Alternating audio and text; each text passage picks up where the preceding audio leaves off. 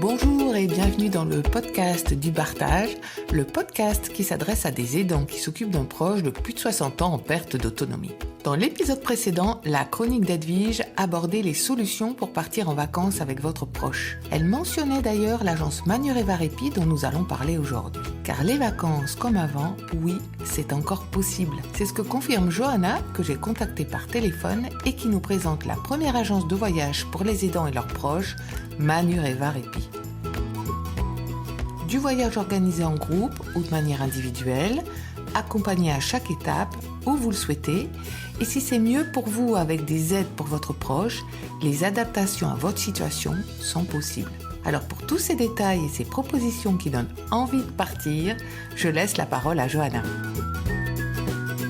Je me présente, Johanna. Je suis chargée de communication pour l'agence Manureva Répit. On se présente comme la première agence de voyage pour favoriser le répit des aidants. En ce sens, du coup, on organise des vacances répit. Notre particularité, c'est qu'on organise des vacances un peu partout en France, sur mesure, que ce soit des séjours groupes ou que ce soit des séjours individuels. Ce qu'on fait, c'est qu'on recueille la demande des aidants qui souhaitent partir soit seuls, avec leurs proches fragilisés, en famille ou entre amis. Et on construit tout un voyage autour de leurs projets et de leurs besoins. Donc on a plusieurs destinations en France, assez bien réparties en France, avec des thématiques particulières en fonction des séjours. En ce moment, on propose 4 types de grandes thématiques qui sont les séjours de répit plus thermaux, où les aidants peuvent partir soit seuls ou avec leurs proches fragilisés, dans une destination thermale.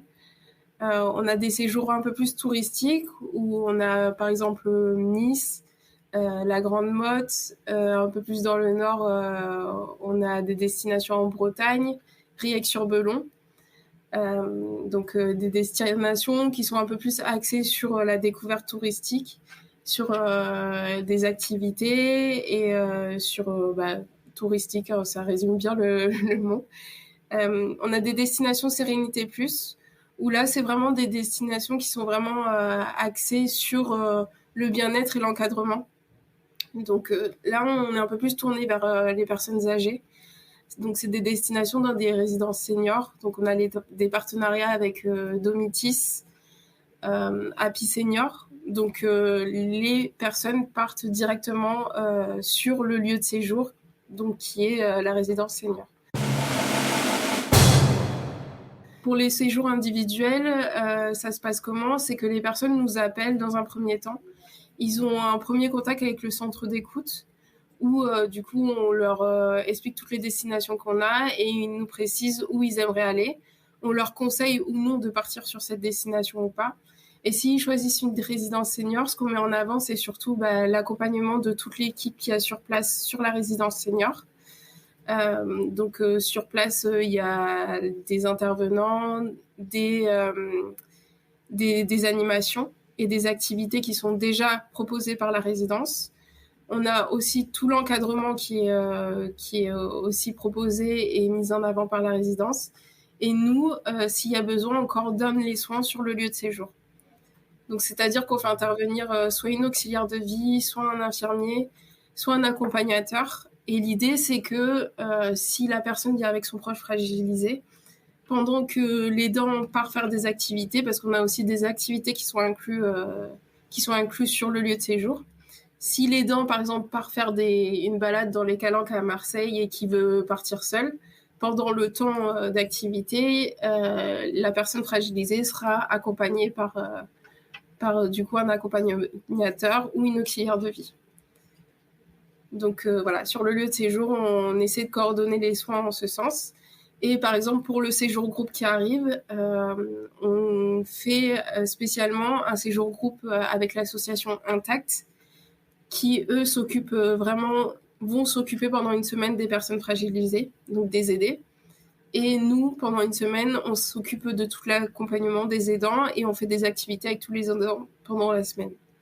Donc c'est intéressant parce qu'il y a vraiment des moments de répit, des moments où l'aidant se retrouve seul et pense vraiment qu'à lui, et des moments où il se retrouve le soir pour faire vraiment des soirées loto, des soirées à thème et des soirées où il se retrouve.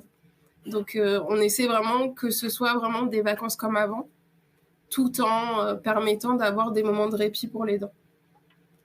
Voilà, c'est ce qu'on nous demande le plus en fait, c'est vraiment de pouvoir repartir en vacances comme ils le faisaient avant.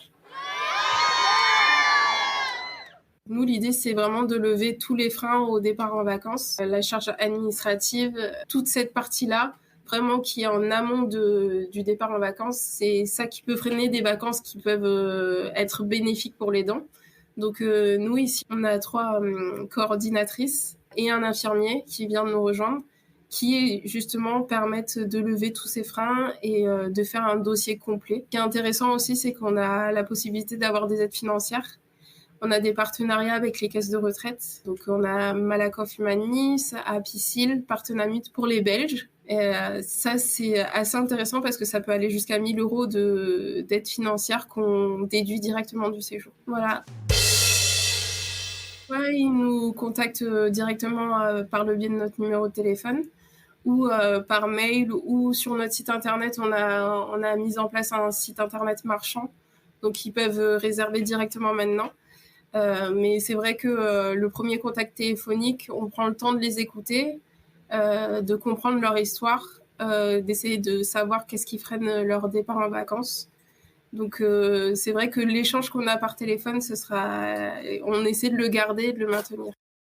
Ce que j'ai envie de dire, c'est que nous, on est vraiment une agence de voyage, donc on se présente comme une agence de voyage. On n'est pas une plateforme de répit, on n'a pas cette dimension. On a la dimension sociale, mais c'est pas notre vocation. Nous, on reste une agence de voyage. Notre but, c'est vraiment de donner du plaisir aux personnes en leur permettant de s'évader. Donc, on peut vraiment construire un séjour sur mesure de A à Z en fonction de ce qu'ils veulent. Même si on a une destination qui n'est pas présente sur notre brochure, on peut vraiment construire un séjour en fonction de là où ils veulent partir. Vraiment, notre but, c'est de s'adapter à eux. Donc, qu'ils n'hésitent plus, du coup, à partir en vacances, puisque peu importe ce qu'ils demandent, nous, on essaiera de subvenir à leur demande.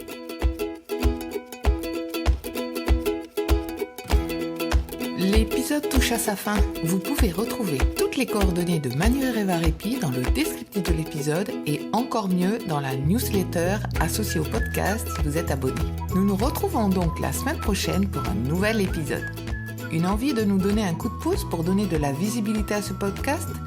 N'hésitez pas à le partager sur les réseaux sociaux, transmettre son écoute à qui vous semble concerné. Vous avez même la possibilité de nous laisser 5 étoiles sur Apple Podcasts et Spotify pour faire encore grandir son audience. Et puis, si vous souhaitez que nous abordions des thèmes en particulier, que vous êtes ou que vous connaissez des professionnels qui pourraient enrichir la rubrique questions-réponses, envoyez-nous un message sur notre boîte mail podcastdupartage@gmail.com. Je vous dis à très vite. En attendant, n'oubliez pas de prendre soin de vous.